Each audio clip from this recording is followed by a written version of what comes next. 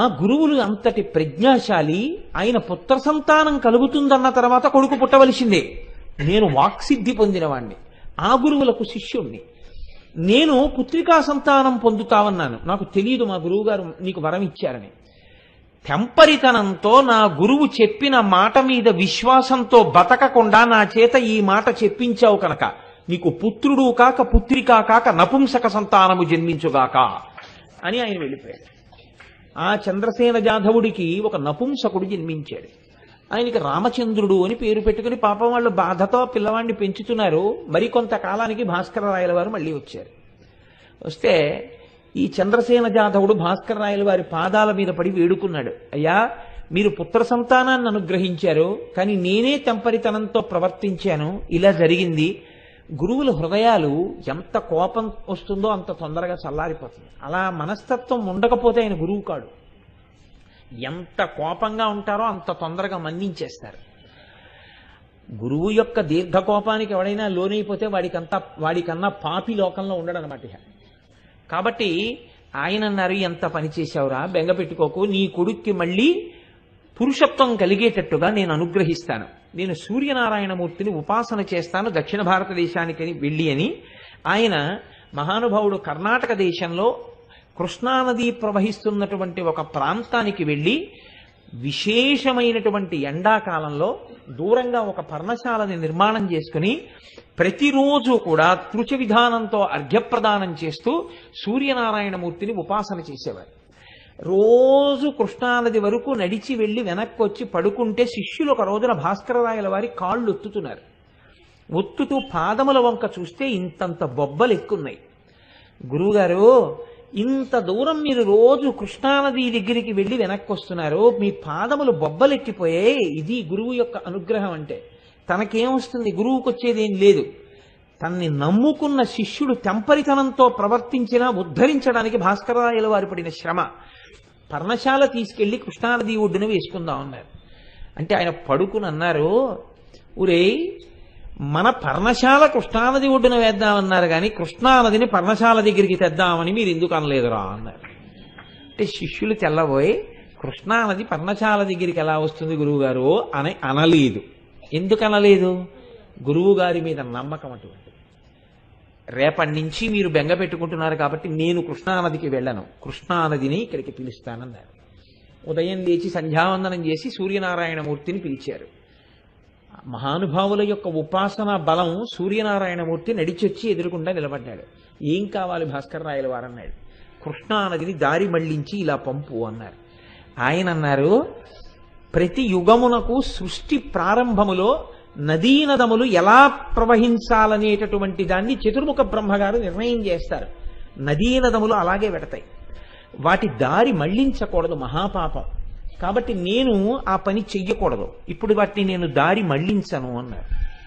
వెంటనే భాస్కర్ రాయల వారు అన్నారు, నేను ఉపాసన చేసి నిన్ను పిలిస్తే వచ్చి నిలబడి నా కోరిక తీర్చకపోతే లోకంలో ఇక నీకు ఆరాధన లేకుండా నేను నిన్ను శపించి నీ ఉపాసన శాస్త్రములన్నింటినీ కూడా నశించిపోయేటట్టు చేస్తానన్నారు.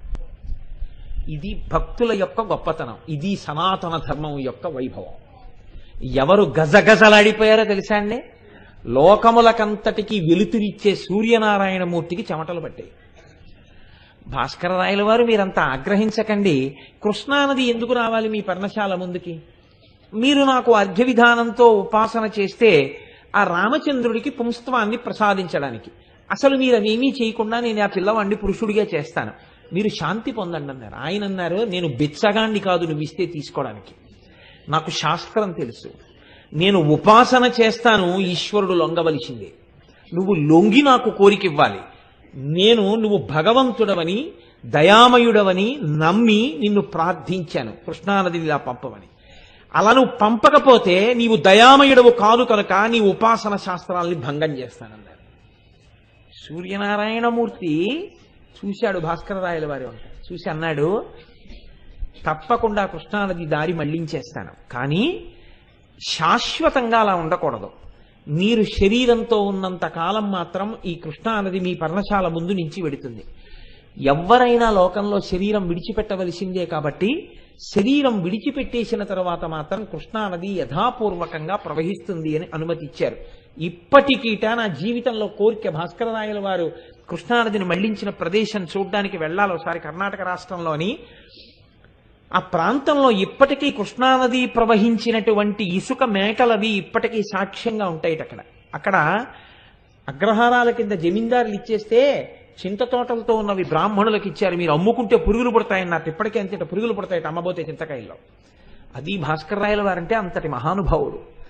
ఆయన సూర్యనారాయణమూర్తిని ఆరాధన చేసి రామచంద్రుడికి పుంస్త్వాన్ని కటాక్షించారు. అంతటి మహానుభావుడు లలితా సహస్రనామ స్తోత్రానికి వ్యాఖ్యానం చెయ్యాలి అని అమ్మవారి నిర్దేశించింది. దీని గురించి లోకంలో ఒక చిత్రమైనటువంటి విషయం ఒకటి ప్రచారంలో ఉంది.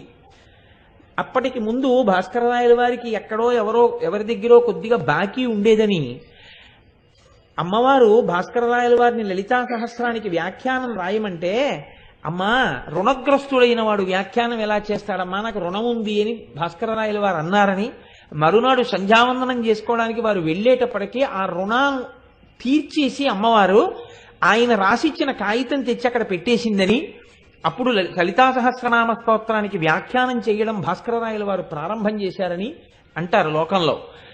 కాబట్టి మహానుభావుడు ఆయన సౌభాగ్య భాస్కరం అన్న పేరుతో లలితా సహస్రనామ స్తోత్రానికి వ్యాఖ్యానం మొదలుపెట్టారు. మొదలుపెట్టి వ్యాఖ్యానం చెయ్యడం ప్రారంభం చేసి పూర్తి చేశారు. ఆయన కాశీపట్టణాన్ని చేరుకొని గంగానది ఒడ్డున అమ్మవారిని ఉపాసన చేస్తుంటే కాశీ ఒడ్డున ఉన్నటువంటి అనేక మంది బ్రాహ్మణులకు అనుమానం వచ్చింది. లలితా సహస్రనామం వశిన్యాది దేవతలు చెప్పారు కదా అమ్మవారి అనుగ్రహంతో, దానికి వ్యాఖ్యానం చెప్పడం అంటే మాటలా? అంత అనుగ్రహం ఉన్నవాడా భాస్కరరాయల వారు? ఒకనాడు భాస్కరరాయల వారి దగ్గరికి వచ్చి అన్నారు, మహాచతుషష్ఠి యోగిని గణసేవిత అని అమ్మవారికి ఒక నామం ఉంది కదా, 64 కోట్ల మంది యోగినుల చేత సేవింపబడుతుంది అంటారు కదా, 64 కోట్ల యోగినుల యొక్క కథలు వృత్తాంతాలు పేర్లు మాకు చెప్తారా అని అడిగారు. మీరు లలితా సహస్రానికి వ్యాఖ్యానం చేశారంటున్నారు కదా, మీకు తెలుసా చెప్పండి అన్నారు.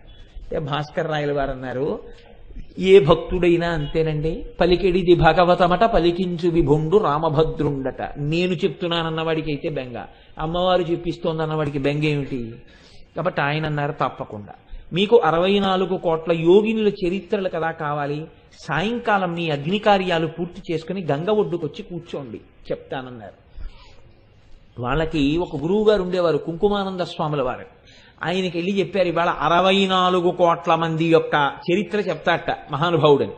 అంటే ఆయన అన్నారు, రే అమ్మవారు రా భాస్కరరాయల వారు అంటే ఏమనుకుంటున్నావో, అమ్మవారి చేత అనుగ్రహింపబడిన వ్యక్తి అమ్మవారే, ఆయన చెప్పేస్తాడు జాగ్రత్త అన్నారు. మీరు ఏమనుకుంటున్నారో అంటే సరేనన్నారు. వీళ్ళందరూ వెళ్ళి కూర్చున్నారు. కూర్చుంటే భాస్కరరాయల వారు ఒక్కరే కూర్చుని ఉన్నారు. చెప్తారా అన్నారు.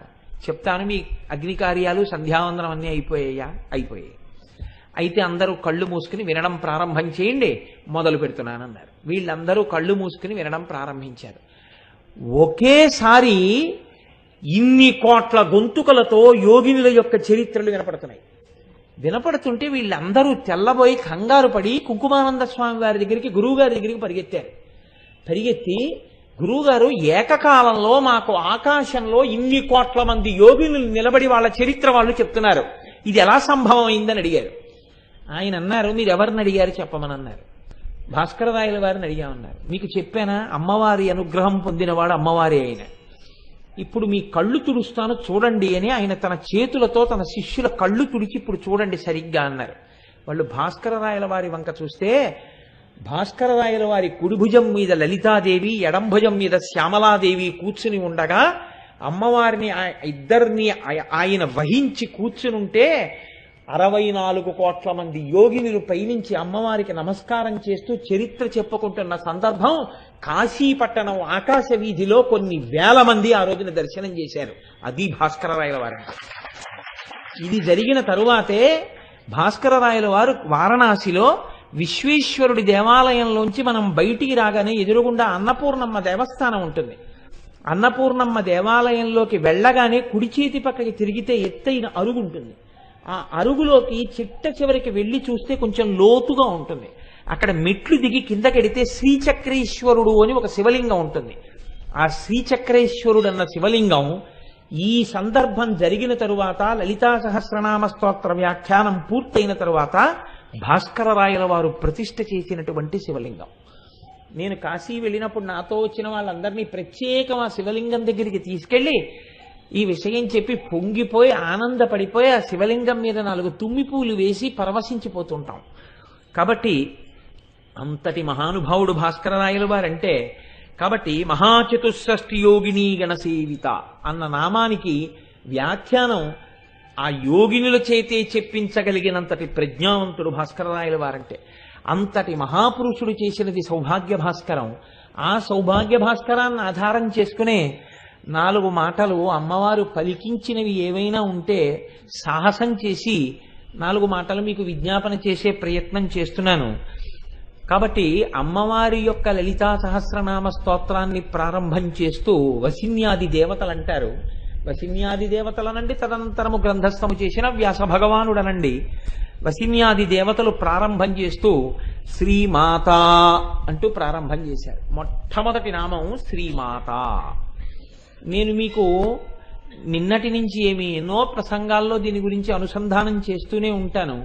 అమ్మకి నిజమైన గౌరవం అమ్మా అని పిలవడం చేతనే శ్రీమాత, ఓ గౌరవనీయమైన అమ్మ, మంగళప్రదమైన అమ్మ అని పిలుస్తూ, మీరు చూడండి లోకంలో అమ్మ అన్న మాటకి పరిచయం లేదు. ఇది మీరు బాగా గుర్తుపట్టవలసినటువంటి విషయం.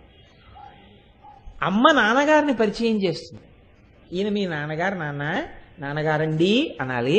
అమ్మ నువ్వు అన్నట్లే పిల్లాడు ఏమంటాడంటే నాన్న నువ్వు అంటాడు. అంటే అమ్మ అంటుంది తప్పు. అమ్మ నువ్వు అనొచ్చు, నాన్న నువ్వు అనకూడదు, నాన్నగారండి మీరు అనాలి. అలాగే అంటాడు. వీడేం చేస్తాడు, కొన్నాళ్ళు పోయిన తర్వాత తండ్రి సుశీల ఇలా రా అంటాడు. వీడు కూడా సుశీల ఇలా రా అంటాడు. అప్పుడు తండ్రి పిలిచి అంటాడు తప్పు, నేను సుశీల ఇలా రా అంటాను, నువ్వు అమ్మ ఇలా రా అనాలంట. లోకమంతటినీ అమ్మ పరిచయం చేస్తుంది, అమ్మని ఎవ్వరూ పరిచయం చేయరు. అమ్మకి పరిచయం లేదు, అమ్మ పరిచయం చెయ్యబడుతుంది. అసలు అమ్మయే ఈ లోకానికి మీకు ఉన్నటువంటి ఏకైకమైన అనుసంధానము. అమ్మతో అనుసంధానం ఎక్కడ మొదలు అని అడిగారు. నాభిగొట్టంతో మొదలు. అమ్మ కడుపులో పడుకున్నప్పుడు నాభిగొట్టంతో ప్రారంభమైనటువంటి అనుబంధం అది తెగిపోవచ్చు బయటికి వచ్చాక, కానీ హృదయ సంబంధం మాత్రం అలాగే ఉండిపోతుంది.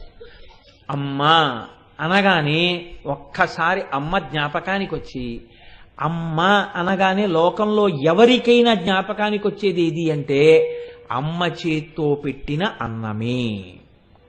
అమ్మ అంటే పోషణ, అమ్మ రక్షణ, అమ్మ మంగళం, అమ్మ మిమ్మల్ని కాపాడిన దయ. అమ్మ లేకుండా లోకం లేదు.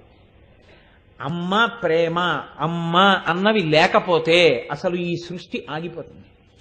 అందుకే నా తల్లి నన్ను అలా పోషించింది.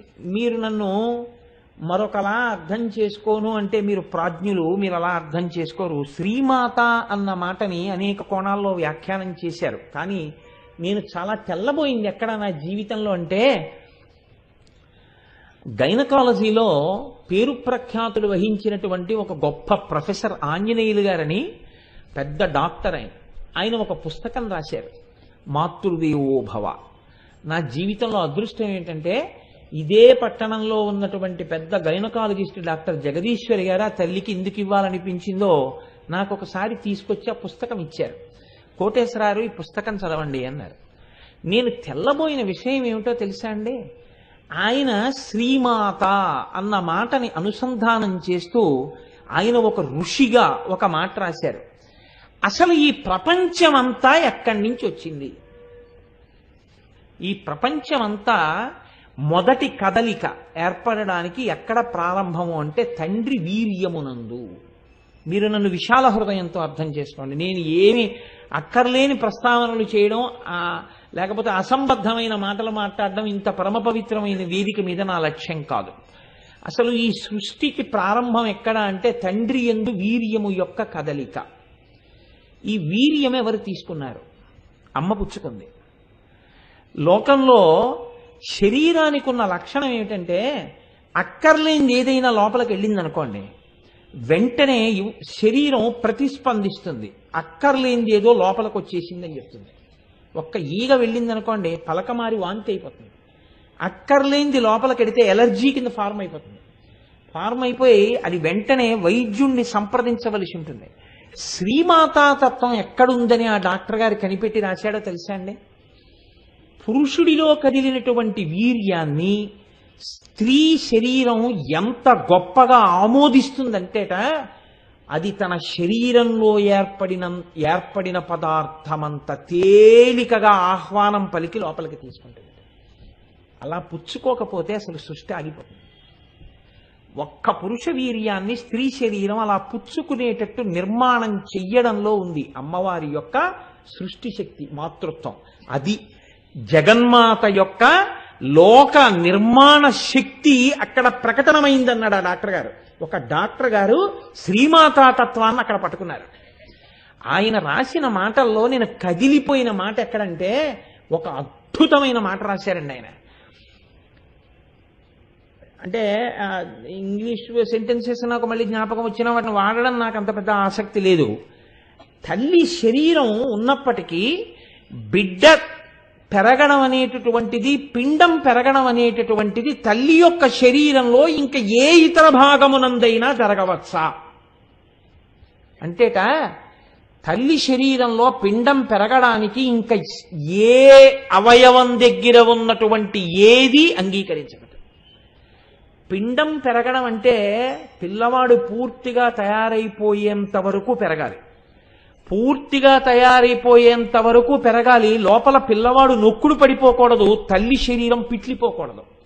అలా పెరగాలి. పిల్లవాడు బయటికి వచ్చిన తర్వాత మళ్ళీ అలా సంకోచం అయిపోవాలి. పగిలి ముందు ఆ నీరు పెద్ద ప్రవాహం కింద వెళ్ళి కడుగుతుంది పిల్లవాడు బయటికి వస్తుంటే. అప్పుడు వాడు జారుతాడు కిందకి. ఏమి తల్లి, ఏమి జగన్మాత, ఏమి జగదంబ, ఏమి శ్రీమాత. ఒక గైనకాలజిస్ట్ దర్శనం చేశారు. ఇదయా అమ్మవారంటే, నేను ఇంతకాలం గైనకాలజీ ప్రొఫెసర్గా వర్క్ చేసిన తరువాత ప్రతి స్త్రీ యొక్క ఊంబునందు శ్రీమాత ఎలా ఆవహించి ఉన్నదో, ఎలా లోపల యోగి తయారవుతున్నాడో నేను చూసి పొంగిపోతున్నానని రాసుకున్నారు ఆయన. నాతో, నేను ఒక డాక్టర్ని పొగడాలని చెప్తున్నానని మీరు అనుకోకండి. నాతో ఆ తల్లి జగదీశ్వరి గారు ఒకసారి అన్నారు, కోటేశ్వరారు పెద్దదాన్ని అయిపోయానండి, ఎన్నో పురుళ్ళు పోశాను, ఎంతమంది పిల్లల్లో ప్రసవం చూశాను, అయినా ఇంకా పురుళ్ళు పోస్తున్నాను, ఇంకా వైద్యం చేస్తున్నాను అంటే డబ్బుల కోసం కాదు కోటేశ్వరారు. ఏమిటో తెలుసా అండి నాకున్న గొప్ప శక్తి? 9 నెలలు అమ్మ కడుపులో ఊపిరి పోసుకున్నటువంటి యోగి బయటికి వచ్చినప్పుడు ఆ అమ్మ కూడా చూడకముందు వాణ్ణి చూసే భాగ్యం నాకొక్కదానికి. భగవంతుడు నాకు వైద్యురాలిగా ఈ విభూతినిచ్చినందుకు అటువంటి యోగులను ఎంతమందిని దర్శనం చేస్తున్నానో, ఆ దర్శనం చేసేటటువంటి నా వైభవం ఆగిపోకూడదని ఇప్పటికీ నేను అది చేస్తూనే ఉన్నాను కోటేశ్వరారు, డబ్బుల కోసం కాదండి అన్నారు. అబ్బా తల్లి, ఏమి సంస్కృతమ్మా, ఏమి వైభవం అమ్మా, పొంగిపోయిన తల్లి అన్న మాటకి. కనుక చూడండి, ఎవరు నిర్మాణం చేశారు ఇదంతా? ఏ తల్లి ఈ లోకంలో ఇంతమంది జన్మించడానికి ఇంతమంది స్త్రీల యొక్క ఉపాధుల యందు అంత మార్పు చేస్తోంది? ఆ తల్లి శ్రీమాత. ఆ తల్లి అనుగ్రహం ఒక్క క్షణం లోపల ఉండగా లోపించి ఉంటే ఇవాళ ఇలా చూపించుకోవడానికి మనం లేవు. లోపల పసిగుడ్డుని కాపాడి అంత జాగ్రత్త చేసిన తల్లి మా అమ్మ. అటువంటి తల్లి అన్నిటికన్నా చాలా ఆశ్చర్యకరమైనటువంటి విషయం ఏమిటంటే, పిల్లవాడు బయటికి రాగానే అమ్మ కడుపులోంచి, అమ్మ యొక్క స్తన్యములోంచి పసుపచ్చటి ముద్ద ఒకటి బయటికి ఊరుతుంది. ఇప్పటి వరకు దాన్ని తయారు చేసిన వాళ్ళు లోకంలో లేరట. దాన్ని డాక్టర్ గారు అన్నారు కోలోస్ట్రమ్ అంటారన్నారు. ఆ కోలోస్ట్రమ్ అని పేరు కలిగినటువంటి ఆ పసుపు ముద్దని వాడికి ఏమీ తెలియని స్థితిలో పళ్ళు లేనటువంటి చిన్ని నోటితో ఎంత ప్రేమో ఏమీ తెలియనటువంటి వాణ్ణి జగన్మాత ఆవహించి, నీ పోషణ, నిన్ను రక్షించడం, నేను నీ అమ్మ యొక్క స్తనముల యందు ప్రకాశిస్తున్నాను రా. అందుకే మనకి దేశంలో నన్ను మన్నించండి, స్త్రీ స్తనములు మాతృదేవత యొక్క స్వరూపంగా నిర్ణయింపబడి ఉత్తర క్షణమునందు నమస్కార యోగ్యములయ్యాయి. అందుకే మీరు ఏ స్తోత్రం చూడండి అమ్మ స్థనాల్ని కీర్తనం చేస్తారు. ఎందుకని అంటే అన్యదృష్టితో కాదు, అదే మాతృస్థానం. ఆ మాతృస్థానమును సప్పరించి ఉండకపోతే ఈ పెదవులు, ఆనాడు మా అమ్మ స్తన్యము నుంచి ఊరినటువంటి కోలోస్ట్రం నేను మింగి ఉండకపోతే ఇవాళ కోటేశ్వరరావు అనబడేటటువంటి ఇంత పెద్ద ఉపాధి ఉండేది కాదు. అది సప్పరించగానే ఉపాధికి కావలసిన బలం వచ్చేస్తుందట. విటమిన్ ఏ, విటమిన్ కే లోపలికి వెళ్ళిపోతాయిట. లోపల ఉన్న ఊపిరితిత్తులు, జీర్ణాశయం అన్నీ పనిచేస్తాయిట. కడుపులో ఉండగా నల్లటి మలం గడ్డల కింద పెరుగుతుందిట. అది బయటికి పంపడం ఎవ్వరి సాధ్యం కాదు. ఆ కోలోస్ట్రం మింగగానే తేలికగా పిల్లవాడు నల్లటి మలాన్ని విసర్జించేసి శరీరంలో ఉన్న మలినాలన్నీ వెళ్ళిపోతాయిట. వాడికి ఏమీ తెలియకుండానే అమ్మ స్తన్యాన్ని మొట్టమొదట చప్పరించినది మొదలు అంతే. వాడికి అమ్మ ఆ భావన నిలబడిపోయి అమ్మ పక్కలో, అమ్మ కడుపులో దూరిపోయి పడుకోవడంలో, అమ్మా నాకు 104 జ్వరం వచ్చిందమ్మా అని చెప్పుకోవడం చేత కాకపోయినా ఆ తల్లి కడుపు ఇలా తగిలితే, గుండెలు తగిలితే ఆనాడు ఆ పసితనంలో అనుభవించినటువంటి భద్రత ఎక్కడుంది నాకు చెప్పండి? ఇన్ని కోట్లు సంపాదించి లేని భద్రత ఆనాడు కన్ను తెరవడం చేత కాని రోజుల్లో అమ్మ కడుపు గుండెలు తగిలితే పరవశించిపోయినటువంటి ఆ పసి హృదయంలో ఉంది. దానికి స్తోత్రం చేయడం చేత కాకలేదు. లేకపోతే నిజంగా అమ్మ మీద ఎన్ని స్తోత్రాలు చేసేసి ఉండేవారో కవులందరూ, ఎన్ని స్తోత్రాలు చేసేసి ఉండేవారో పిల్లలందరూ.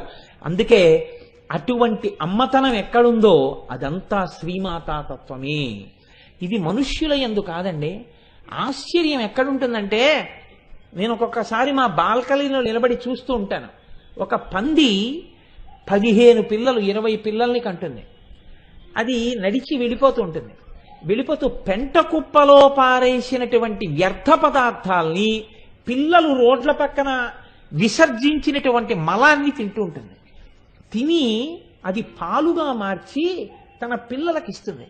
ఇంటింటింటి పంది పిల్లలు అది పెంట తింటుంది. ఇవి నడిచి వెళ్ళిపోతున్నటువంటి అమ్మ ఇంతమంది పిల్లల్ని కంటుందనుకుందో ఏమో నా తల్లి. అన్ని పితుకులు ఉంటాయి దానికి. ఏదో పెద్ద దీపావళి పండగ నాడు పెట్టిన దీపాల తోరణంలాగా ఇన్ని పితుకుల్ని ఇన్ని పంది పిల్లలు చప్పరించి తాగేస్తుంటాయి. ఇన్ని పాలు చేయడానికి అందరూ విసుక్కుంటున్నా అది మాత్రం పెంట కుప్పల్లో ఉన్న పెంట తిని అది పాలిస్తుంది. చిత్రం ఏంటంటే, నేను మార్నింగ్ వాక్ వెళ్ళొచ్చి చూస్తూ ఉంటాను. చిన్న కుక్క పిల్ల తరిమితే పెద్ద పంది పరిగెడుతుంది. పిల్లలున్న పంది పెద్ద కుక్క అటుగా వెడుతుంటే ధైర్యంగా నిలబడి దాని మీద తిరగబడుతుంది. ఎక్కడి నుంచి వచ్చింది ఆ బలం? అంటే పిల్లల్ని కుక్క ఎత్తుకుపోతుందేమో అని దాని ఆరాటం. ఎంత బెంగో ఆ పిల్లల్ని కాపాడుకోవాలని. అది పంది కావచ్చండి, అది కుక్క కావచ్చు, అది పిల్లి కావచ్చు, కానీ దాని పిల్లల్ని అది రక్షించుకునేంత వరకు ఎవరు నేర్పారు? ఎవరు పరిచయం చేశారు? ఇవి నీ పిల్లలు నువ్వు పాలి అని ఎవరు నేర్పారు? అంతే, దాని శరీరం నుంచి పాలు స్రవించాయి. ఇది శ్రీమాత. ఎక్కడ ఉంది శ్రీమాత అని చెప్తారు? శ్రీమాత అన్న మాట లలితా సహస్రనామ స్తోత్రం నేనంటాను. ఈ ఒక్క నామం చాలదా మీ హృదయం పరవశించిపోవడానికి? అమ్మవారి వంక చూసి శ్రీమాత అని పిలవడానికి భయం ఎందుకు? ఏమిటో ఉపాసన ఏమిటి? అమ్మవారిని ఉపాసన చేస్తే అదైపోతుంది, ఇదైపోతుంది, ఇలా చెయ్యాలి, ఇలా నైవేద్యం పెట్టాలి. ఎవరు చెప్పారు? నువ్వు ఏ నైవేద్యం పెడితే మీ అమ్మ నీకు పాలిచ్చింది? నువ్వు మీ అమ్మ పాలు తాగావా? నువ్వు నైవేద్యం పెడితే మీ అమ్మ నిన్ను రక్షించిందా? ఎవ్వరికీ లేనన్ని భయంకరమైన విషయాలు అమ్మవారి ఉపాసనలో మీరు ఎందుకు చెప్తారు? చేతకాని మాటలు చెప్పి పిల్లల్ని, భక్తుల్ని పాడు చేయకూడదు. అమ్మని అమ్మగా చూడడం వస్తే అమ్మవారంత గొప్పది లోకంలో లేదు. అమ్మయే అమ్మవారు. మీరు అమ్మగా అమ్మవారిని చూడండి, అమ్మతనం అంతటితో మిమ్మల్ని ఆవిడ రక్షిస్తుంది. అమ్మని మగవాడిగా చూస్తేనే దోషం. నేను మగవాణ్ణి అన్న భావనతో అమ్మని చూస్తే ఏ అమ్మ క్షమించదు. అమ్మవారైనా అంతే. మీరు కొడుకుగా నిలబడి నమస్కారం చేయండి, మిమ్మల్ని ఆదుకోవడానికి అమ్మ ఎప్పుడూ సిద్ధం. మన వేదం మనకేం నేర్పింది అంటే మాతృదేవో భవ, ముందు నమస్కారం అమ్మకే. ఎందుకని? సృష్టికర్త ఆవిడ, మీకు గర్భాలయం ఆవిడిచ్చింది. బయటికి వచ్చిన తర్వాత పాలు పట్టింది సృష్టికర్త, స్థితికర్త, ప్రళయకర్త. ఆవిడ నిద్ర పుచ్చింది మిమ్మల్ని. నిద్ర స్వల్పకాలిక లయం కాబట్టి సృష్టికర్త, స్థితికర్త, ప్రళయకర్త ముగ్గురు అమ్మలో ఉన్నారు కనుక అమ్మయే మొదటి దైవం. కాబట్టి మాతృదేవో భవ. అమ్మ కన్నా గొప్ప గురువు లోకంలో ఉండడు. నేను చదివిన పుస్తకం మీరందరూ వీలైతే బాగా చదువుకున్న వాళ్ళు కాబట్టి ఆ పుస్తకం ఎప్పుడైనా చదవండి. నేను ఆ పుస్తకం మీద ఎన్ని ప్రసంగాలు చేయగలుగుతాను. మీరు అందులో ఆయన ఒక చాప్టర్ రాశారండి ప్రత్యేకంగా. అందులో ఆయన ఒక మాట రాశారు. భారతీయ పురాణాల్లో నారదుడు వచ్చి ప్రహ్లాదుడు కడుపులో ఉండగా లీలావతికి విష్ణుతత్వం చెప్తే లోపల కొట్టాడంటే ఏదో అంటారు. పరమసత్యం అని రాశారు. పరమసత్యం. అమ్మ కడుపుతో ఉన్న దగ్గర నుంచి ఏది వింటుందో పిల్లలు అటువంటి వాళ్లే పుడతారు. అమ్మ కడుపుతో ఉన్న దగ్గర నుంచి ఎటువంటివి తింటుందో అటువంటి వాళ్లే పుడతారు. అమ్మ కడుపుతో ఉన్న దగ్గర నుంచి ఏవి చూస్తుందో అటువంటి వాళ్లే పుడతారు. ఇవాళ జాతి నిర్వీర్యం ఎక్కడైపోతోందంటే విపరీతమైన రజోగుణ తమోగుణ ప్రకోపం కలిగినటువంటి, ఇక నేను పూర్తి చెయ్యక్కర్లేదు, వాటి వలన వచ్చేస్తాను. కాబట్టి శ్రీమాత అమ్మ తాను సృష్టికర్తయ్యి, స్థితికర్తయ్యి, ప్రళయకర్తయ్యి ఆ అమ్మ నిన్ను పోషిస్తోంది. కాబట్టి మొట్టమొదటి నమస్కారం ఎవరికి? మాతృదేవో భవ. అసలు ఇది కడుపులో ఆనందం పెరిగిపోయిన వాళ్ళు అన్నారు, నేను మా అమ్మనే అమ్మ అని పిలిచిన అమ్మ, నేను మా అమ్మని పిలిచానని నన్ను పక్కన పెట్టేయద్దు సుమా అన్నారు. నువ్వు మీ అమ్మని కదురా అమ్మ అని పిలిచావు, నన్ను పిలవలేదుగా అమ్మ అని అంటావేమో. అమ్మ అలా అనుకోకు. అమ్మా అయ్యా అతంచు ఎవ్వడినివేనన్న శివా నిన్నేను సుమి, నీమది తల్లిదండ్రులటంచున్ చూడగాబోకు, నాకిమ్మై తల్లియు తండ్రియున్ గురుడు నీవే కాక, సంసారపుం చిమ్మం-చీకటి కప్పకొండ కనుమా శ్రీకాళహస్తీశ్వర అంటాడు దుర్జటి. నేను ఎవ్వరి దగ్గరికైనా వెళ్ళి ఏమ్మా అంటే వెంటనే నేను మా అమ్మ పార్వతీదేవినే పిలిచినట్టు, నేను ఏమయ్యా అంటే నేను నా తండ్రి పరమశివుణ్ణే పిలిచినట్టు. అంతేకాని నేను అమ్మా అమ్మా అని ఎవరినో పిలిస్తే నువ్వు వాళ్ళని పిలిచావని అనకు తండ్రి, నేను అమ్మా అన్నప్పుడల్లా మా అమ్మనే పిలుస్తున్నానన్నారు. ఏమయ్యా ఈ అమ్మ అయితే అన్నం పెట్టిందయ్యా నీకు, ఈ అమ్మ అయితే పాలిచ్చింది, జగదంబ ఏమిచ్చిందయ్యా నీకు, జగదంబ ఏమన్నం పెట్టింది అంటారేమో. పేరాల భరతశర్మ గారు పొంగిపోయారు మహానుభావుడు. శారదానంద లహరితో ఆయన అంటారు, ఒక్కడు ఏనుగు ముఖంబునను మరొక్కడు ఆరుముగాలతోడ నీ అక్కున పాలుద్రావా, జగమంతయు బిడ్డలు కన్న తల్లి నేడెక్కడ నుండి చేపెదకో, ఇనగోళము చంద్రగోళమున్ తక్కక నీయురంబునను తల్పకయున్న అహర్నిశల్సతి అన్నారు. అమ్మా నీకు ఇద్దరు కొడుకులున్నారు, మేము నీ కొడుకులమేగా, మేము నీ పిల్లలమేగా, ఈ సమస్త పిపీలికాది పర్యంతమనకు నువ్వు తల్లివి కదా, అందుకు కదా నిన్ను అఖిలాండేశ్వరి అని జగన్మాత అని పిలుస్తున్నాం కదా. అమ్మా అంటే నిన్నే కదా అమ్మా పిలుస్తాం. అమ్మా మరి నువ్వు ఇద్దరు పిల్లలకే పోషిస్తున్నావే, ఒకడేమో ఏనుగు ముఖంతో ఉన్నాడు, వాడేమో ఎడమ తొడ మీద కూర్చున్నాడు, ఒకడేమో 6 ముఖాలతో ఉన్నాడు, వాడేమో కుడి తొడ మీద కూర్చున్నాడు. వీళ్ళిద్దరూ నీ 2 స్తన్యాలు తాగుతున్నారు పిల్లలని. ఒకడికి పొట్ట ఏనుగు తలకాయ కాబట్టి ఏనుగు పొట్టే, అది అప్పటికి నిండుతుందమ్మా పాలతో, ఇది నిండే లోపల జీర్ణం అయిపోతుంటాయి. ఇంకొకడు పోన్లేరా ఇమ్మయ్య తాగేశాడు అందానా ఉండు ఒక్క ముఖమే అయిందని 2వ ముఖంతో మొదలెడతాడు, 6వ ముఖం పూర్తయ్యేటప్పటికి మొదటి ముఖానికి ఆకలేసిందని మళ్ళీ మొదటి ముఖం పెడతాడు. అమ్మా ఒక్కడు ఏనుగు ముఖం బోలను మరొక్కడు 6 ముగాలతోడ నీ అక్కున పాలుత్రావ, జగమంతయు బిడ్డలు కన్న తల్లి. అమ్మ నీకు వాళ్ళిద్దరే కాదుగా పిల్లలు, మేమందరం ఉన్నాం. మంచి వేసవకాలంలో రైలు దిగి ఇంకొక 5 నిమిషాలే రైలు ఆగుతుంది, వెళ్ళిపోతుంది. పరిగెత్తుకుంటూ వెళ్ళి కూలర్ దగ్గరికి పాపం ఎవరో ఒక ఆయన ఒక గుక్కడి నీళ్లు తాగుదాం అనుకున్నాడు. ఉండండి నన్ను ఈ సీసా పట్టేసుకొని ఇవ్వండి అన్నాడు ఒకడు. అది ఎంత ఉంది, నా అంత పొడుగుంటుంది ఆ సీసా. దాంతో అలా పడుతున్నాడు, సన్నటి ధార అలా పడుతోంది, ఆఖరికి నిండుతోంది. అమ్మయ్యా తాగచ్చు అనుకున్నాడు, ఈ చేత్తో తీసి జేబులోంచి తీసి ఇంకోటి ఎట్టాడు, ఎప్పటికీ నిండేది. అలా 6 ముఖాలతోడ ఒక ఆయన 6 ముఖాలతో తాగుతున్నాడు, ఒక ఆయన ఏనుగు ముఖంతో తాగుతున్నాడు. అమ్మ మాకెప్పుడు ఎడతావన్నావు, మాకెప్పుడు ఇస్తావు పాలు, మమ్మల్ని ఎప్పుడు ఉద్ధరిస్తావు, మరి అమ్మా అని మేము పిలుస్తున్నాం కదా అంటే అమ్మవారు అందుట ఆగండి, ఇలా వరుస క్రమంలో పిల్లలందరికీ అన్నం పెట్టడం నాకు అలవాటు కాదు, ఆకలిగానే అన్నం పెట్టేస్తాను. అందుకే మీ అందరికీ అన్నం పెట్టేయడానికి వాళ్ళ నుంచి నేనేం చేస్తానో తెలుసా, ఇనబంబము చంద్రబింబము తక్కకని యురంబునను దల్పకయున్న అహర్నిశల్ సతి. సూర్యగోళాన్ని ఒక స్థానంగా చంద్రగోళాన్ని ఒక స్థానంగా పెట్టుకుంది అమ్మవారు. పగటి పూట సూర్యగోళంతో లోకంలో ఉన్న మొక్కలన్నీ పత్రహరితాన్ని తయారు చేసుకుని కాయగూరలు పళ్ళు ఇవన్నీ సూర్యరశ్మి ఉంటే పండుతాయి. అమ్మ పెట్టింది కదా అని శుభ్రంగా తినేసి, అమ్మ లేనప్పుడు కజ్జికాయలు తినేసి తొక్కుడుండలు తినేసి అమ్మ కడుపు నొప్పి అంటే మళ్ళీ మంది ఎవరు ఇవ్వాలి? అమ్మే ఇవ్వాలి. రాత్రి వేళ రెండో స్థానంలో చంద్రుడితోటి ఓషధులను ప్రకాశింపజేసి మందులు ఇస్తోందిట. అమ్మా ఈ రెండింటితోటి మమ్మల్ని అందరినీ పోషిస్తున్నావు కదమ్మా, మా అమ్మ నువ్వే అమ్మా అన్నారు పేరాల భరతశర్మ గారు. అమ్మాయి ఎంత గొప్పదానివమ్మా, ఒక్కడు ఎనుగుముఖంబులను మరొక్కడు అరుముగాలతోడ నీ అక్కున పాలుద్రావా జగమంతయు బిడ్డలు కన్న తల్లి నీడెక్కడ నుండి చేపెదకో ఇనబంబము చంద్రబింబము తక్కక నీ యురంబునను దల్పకయున్న అహర్నిశల్ సతి అన్నారు.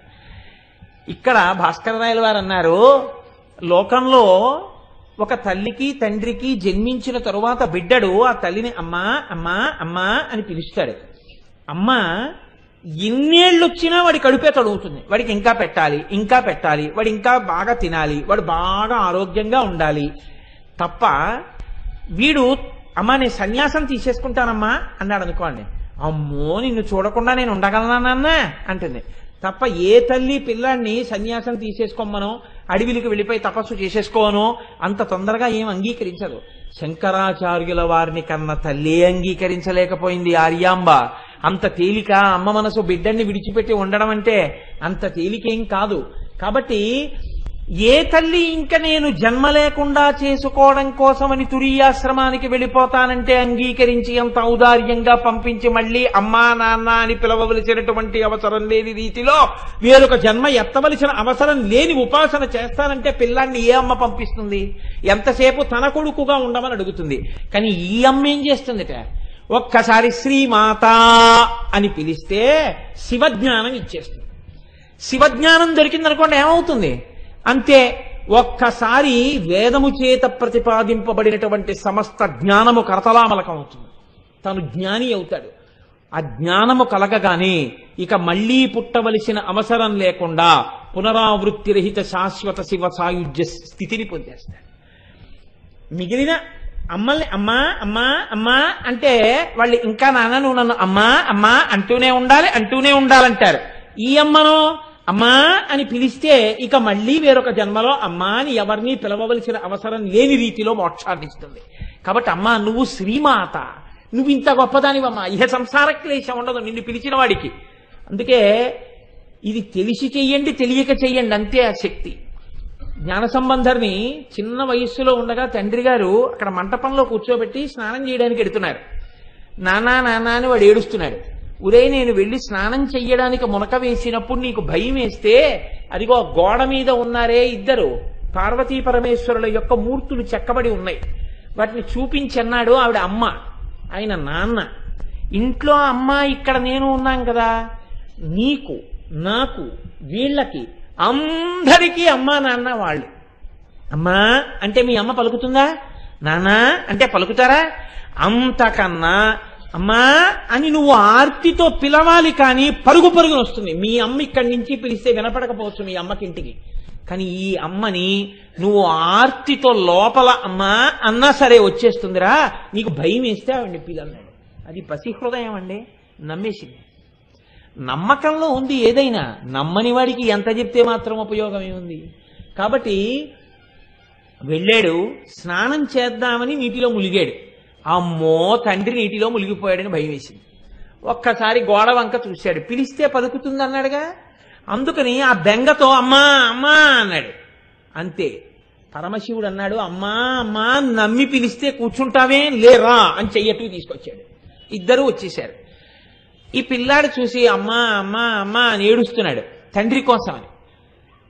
పరమశివుడు అన్నాడు అమ్మా అమ్మా అని ఏడిచిన పిల్లాడు నోటితో చెప్పుకోవడం రాని పిల్లాడు ఏం చేస్తుందమ్మా, వెంటనే పాలు ఇవ్వాలి, వాడు బెంగ తీరడానికి పాలి అన్నాడు. అంటే ఆవిడంది ఏమిటో చాలా తేలిగ్గా చెప్పేస్తున్నారు పాలిమ్మని, నేను పాలిస్తే మీ జ్ఞానం వస్తుందండి ఆవిడ. నా జ్ఞానమే వచ్చిందో నీ జ్ఞానమే వచ్చిందో, వాడు అమ్మా అన్నాడు ఏడిచాడు, ఇచ్చే అదే అమ్మతనం అన్నాడు. నాకు ఉందా అమ్మతనం అంది ఆవిడ, పాలిచ్చేసింది. తండ్రి నీటిలోంచి పైకి లేచాడు, పైకి ఎక్కుతున్నాడు తువ్వాలతో తుడుచుకుని. ఇద్దరు అంతర్ధానం అయిపోయారు. పిల్లవాడి నోటి నిండా పాల చారికలున్నాయి. తండ్రి చూసి అన్నాడు, రే ఎవరి పాలు తాగెవరా దుర్మార్గుడా అన్నాడు. నాన్నగారు మీరే కదా చెప్పారు, పిలిచానండి, అమ్మ వచ్చిందండి, అమ్మ వచ్చి పాలిచ్చింది తాగాను అన్నాడు. నిజంగా అమ్మ నీకు పాలిచ్చిందిరా అన్నాడు. అవునండి అన్నాడు. ఏవి ధన్యుడివిరా అని ఎత్తుకుని గుళ్ళోకి ఎడుతున్నాడు. వాడు చిన్ని చేతులు తాళం వేస్తూ పత్తికాలు పాడడం మొదలెట్టాడు. అమ్మవారి స్తన్యము నుంచి స్రవించిన పాలు తాగాడు, అంతే జ్ఞానం వచ్చేసింది వాడికి. ఆ చిన్ని చేతులతో పత్తికాలు పాడుతూ ఇలా ఇలా తాళం వేస్తే అరిచేతులు ఎర్రబడ్డాయి. చూడలేక పార్వతీ పరమేశ్వరులు పైనుంచి బంగారు తాళాల కిందకు వదిలేరు.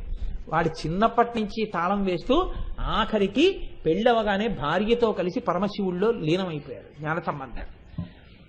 అమ్మా అని ఒక్కసారి పిలిచాడు జ్ఞాన సంబంధాలు, అంతే. మొత్తం శైవవాంగ్మయంలో 63 మంది నాయనార్లలో అత్యంత గౌరవాన్ని పొందినటువంటి పెద్ద నాయనారై జ్ఞాన సంబంధర్ అన్న పేరుతో జగద్విఖ్యాతి పొందాడు మహానుభావుడు. మీరు ఏ దేవాలయానికి వెళ్ళండి, 63 మంది నాయనార్లలో వయసులో చిన్నవాడై అంతటి పెద్దరికాన్ని పొందినవాడు జ్ఞాన సంబంధర్. వయసులో అంత పెద్దవాడై జ్ఞాన సంబంధర్ పల్లకి కూడా మోసినవాడు అప్పర్. ఇద్దరిద్దరే మహానుభావులు. కాబట్టి అటువంటి జ్ఞాన సంబంధర్ ఒక్కసారి అమ్మా అని పిలిస్తే, ఆర్తితో నమ్మి పిలిస్తే అంతే, ఇహ మళ్ళీ జన్మలేదు, ఐక్యం అయిపోయారు. శ్రీమాత అలా పిలవగలిగితే ఇహ జన్మలేదు. కాబట్టి ఇంకా లలితా సహస్రం 999 నామాలు ఏంటండి, శ్రీమాత ఒకటి అర్థమైతే అయిపోయింది అంతే, ఒక్క నామం. ఇప్పుడు చెప్పండి, ఇది వ్యాఖ్యానం అంటే ఏమిటంటే, ఇది అమ్మవారు అందుకు ఎంచుకుంది భాస్కర్ రాయల వారిని. ఆ నామము వెనక ఉన్నటువంటి శక్తిని వినడం చేత మీరు శ్రీమాత అన్నప్పుడు, ఇప్పుడు కనుక శ్రీమాత శ్రీ మహారాజ్ని శ్రీమత్ సింహాసనేశ్వరి అనగలరా? శ్రీమాత అని ఆగుతారు ఒకసారి, అబ్బా ఏమమ్మా అని. ఓ శివాలయంలో కూర్చుని మీరు లలితా సహస్ర పారాయణం చేస్తున్నారు అనుకోండి, మీకు ఎదురుగుండా అమ్మవారు కనపడుతోంది అనుకోండి, తలంచుని శ్రీమాత శ్రీ మహారాజ్ని శ్రీమత్ సింహాసనేశ్వరి అనగలరా కాచాయని గారు? శ్రీమాత అని ఆగుతారు ఒకసారి, ఆ ఆనంద ఝరుస్తుంది లోపల నుంచి. ఇలా రావడానికి కారణం దాని వైభవం ప్రకాశించింది హృదయంలో.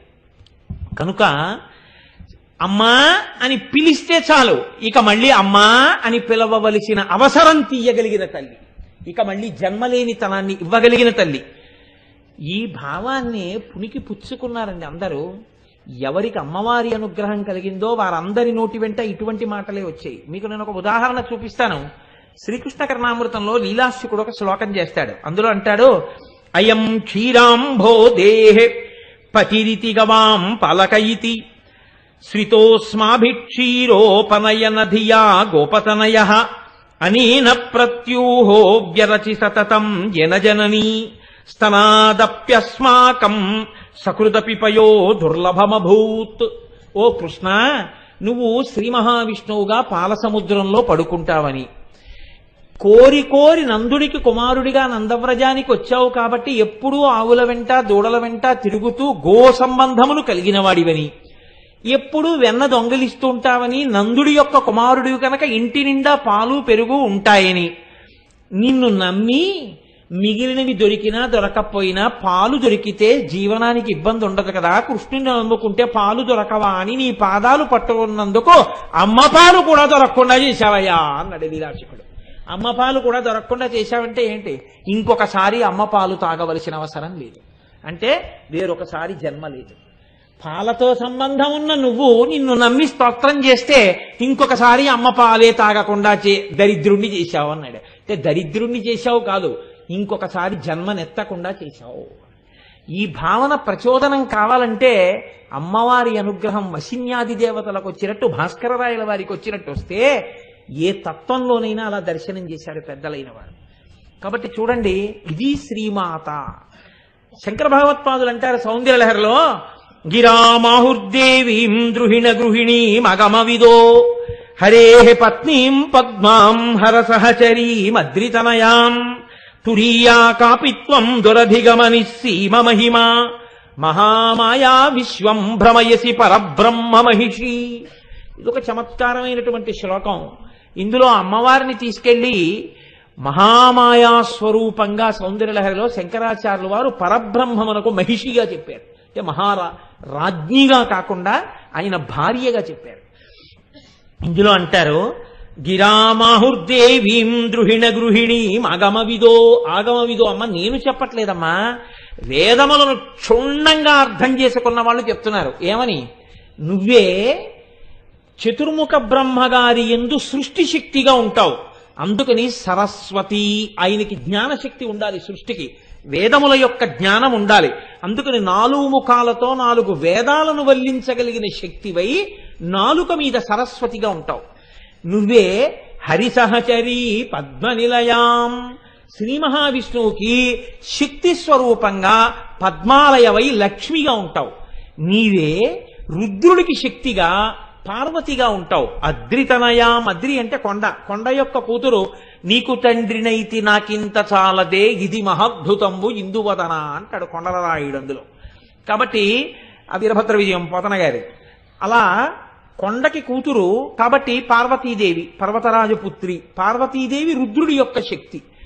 బ్రహ్మగారి శక్తి అయిన సరస్వతిగా ఉన్నా నువ్వే, విష్ణుమూర్తి యొక్క శక్తి లక్ష్మిగా ఉన్నా నువ్వే, రుద్రుడి యొక్క శక్తి అయిన పార్వతిగా ఉన్నా నువ్వే.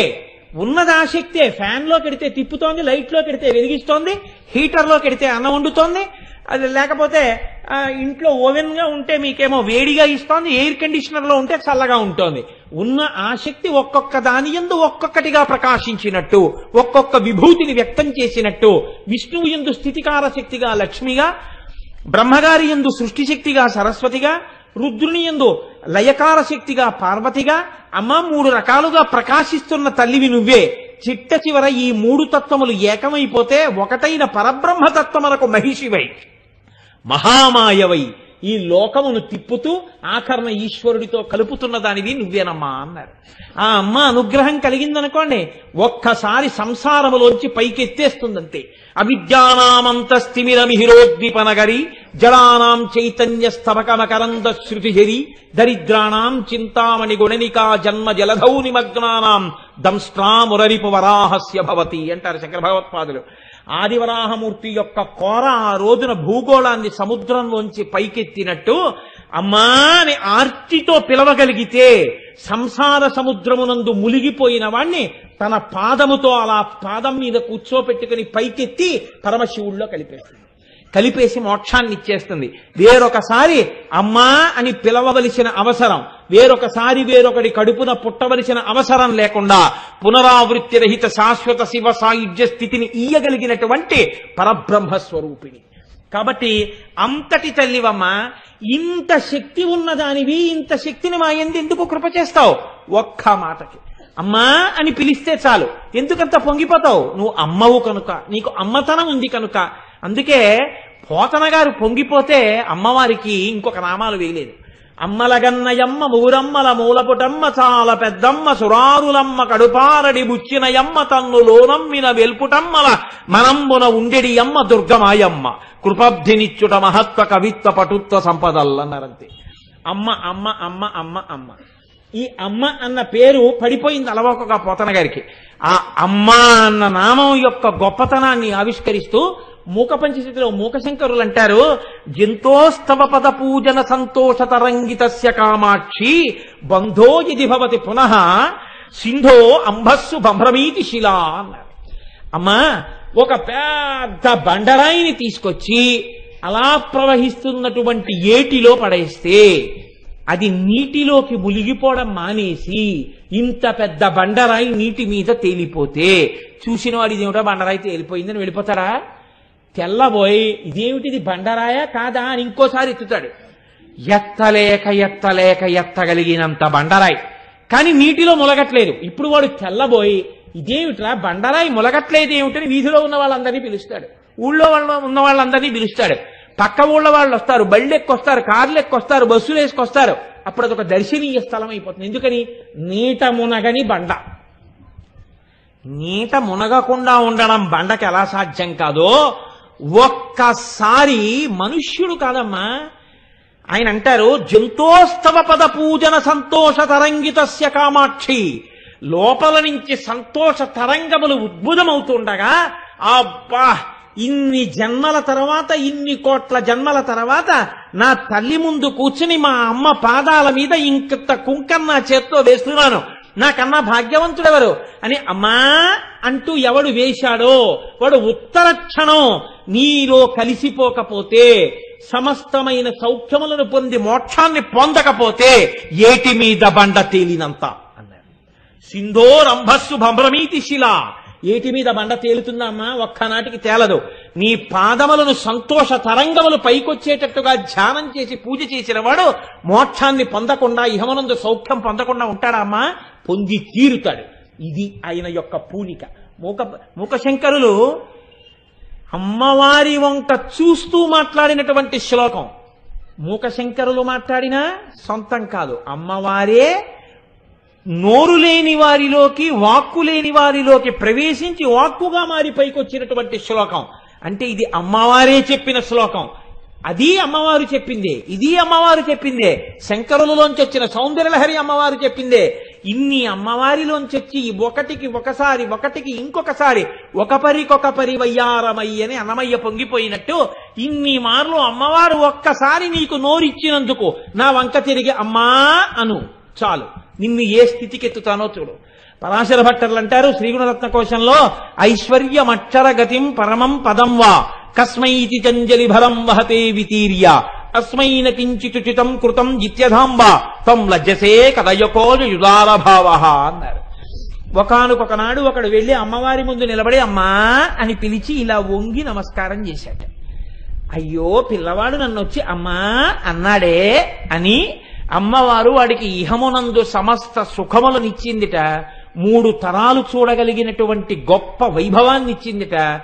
ఆ కర్ణవాడి శరీరంలోంచి జీవుణ్ణి చాలా తేలిగ్గా విడిపించి తన భర్తతో కలిసి విమానంలో వచ్చి తన భర్త పక్కన విమానంలో కూర్చోబెట్టి విమానం ఊర్ధ్వలోకాలకు వెళ్ళిపోతుంటే కనపడకుండా అమ్మవారు విమానం యొక్క కిటికీకి ఉన్న తెర పక్కకి వెళ్లి చాటుగా నిలబడింది. నిలబడితే పరమేశ్వరుడు అన్నట్ట, ఏమలా దాక్కున్నావేం లక్ష్మి, ఇలా రా, ఏ కనపడమేం బిడ్డడికి అన్నట్ట. అంటే ఆవిడందిట ఎర్ర పడిపోయి సిగ్గుతో లజ్జతో కూడిన మొహంతో వచ్చి అక్కడ నిలబడిందిట. ఎందుకలా సిగ్గుపడుతున్నావు, ఏం తప్పు చేశావని అన్నట్ట శ్రీ మహావిష్ణువు. అమ్మవారు అందిట, వీడు నా మ్రోలకు వచ్చి మనసారా నమ్మి అమ్మా అన్నాడు. ఒక రోజున తల ఉంచాడు, 2 చేతులు కలిపాడు, నమస్కారం చేశాడు. అలా చేసినందుకు వాడికి నేను ఇహంలో అన్ని సౌఖ్యాలు ఇచ్చాను, ఐశ్వర్యం ఇచ్చాను, 3 తరాలు చూడగలిగిన శక్తిని ఇచ్చాను, ఆరోగ్యం ఇచ్చాను, అనాయాస మరణం ఇచ్చాను, తీసుకొచ్చి మీ పక్కన కూర్చోపెట్టాను. ఇంకా ఇంతకన్నా నేను వీడికి ఏమీ చేయలేకపోయానే, వీడు అమ్మా అని పిలిచినాను అని సిగ్గుపడి పక్కకెళ్ళిపోయాను. త్వం లజ్జసే కదయకోయుదారభావ అన్నారు పరాశర భట్టర్లు. ఐశ్వర్యమక్షర గతిం పరమం పదం వా కస్మైతి చంజలి భరం వహతే వితీర్య అస్మైన కించితుచితం కృతం జిత్యధాంబ త్వం లజ్జసే కదయకోయుదారభావ. ఆ శ్రీమాత అన్న ఒక్క నామాన్ని ఇన్ని భంగుల అనుభవించారు పెద్దలు. ఎవరి శ్రీమాత అని అడిగారు. ఈ శ్రీమాత ఎవరో నువ్వు కొంచెం జాగ్రత్తగా అవలోకనం చేస్తే నీకొక విషయం గోచరిస్తుంది అన్నారు. ష ష్ ర్ ఈ అనేటటువంటి 3 అక్షరాలు కలిస్తే శ్రీ అవుతుంది. ఈ ష్ ర్ ఈ అనేటటువంటి 3 సత్వగుణము, రజోగుణము, తమోగుణము అనేటటువంటి 3 గుణములను చూపిస్తాయి. అసలు ఈ లోకమంతా ఉన్నది ఈ 3 గుణాల్లోనే.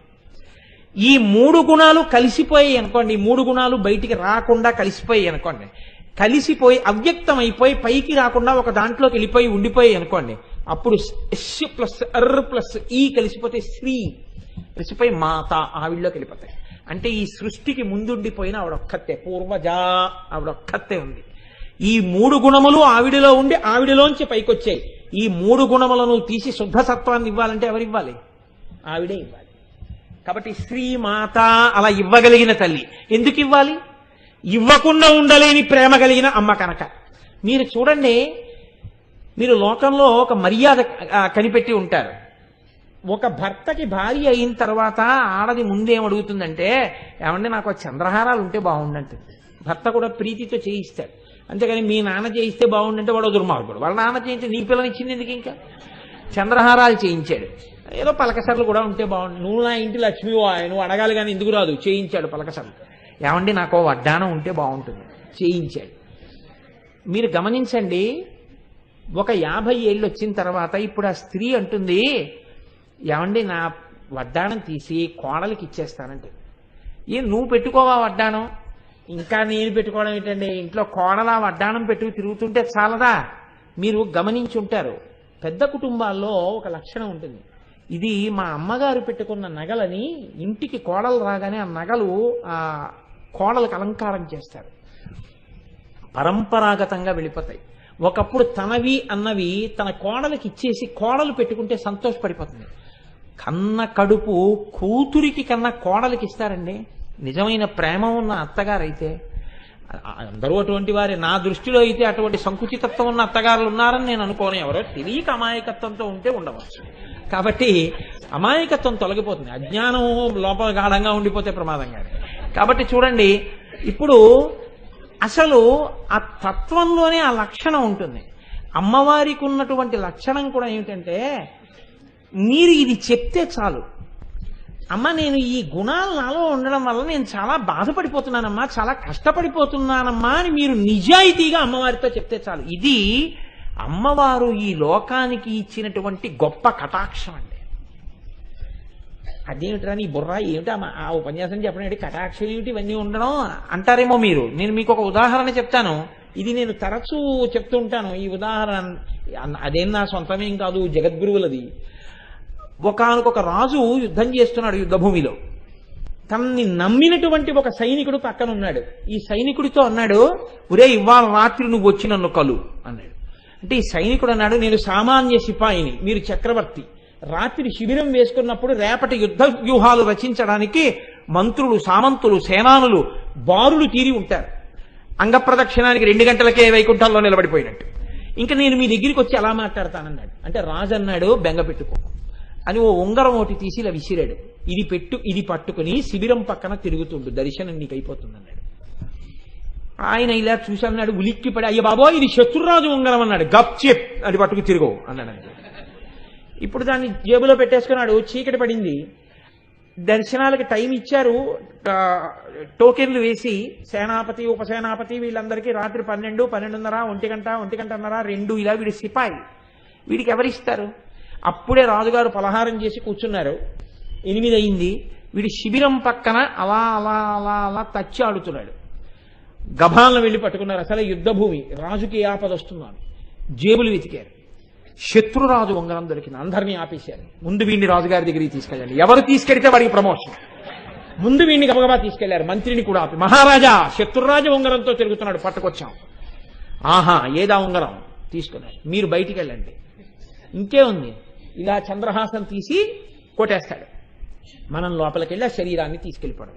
ఇప్పుడు రాజు వాడితో 20 నిమిషాలు మాట్లాడి బయటికి పంపించాడు. వాడు ముసి నవ్వులు నవ్వుతూ వెళ్ళిపోతాడు. ఎరా నీవేం చేయలేదా అన్నారు. గప్చి, నీకు అనవసరం, నాకు రాజుగారికి సంబంధించిన విషయం. ఇప్పుడు వాడు రాజుగారికి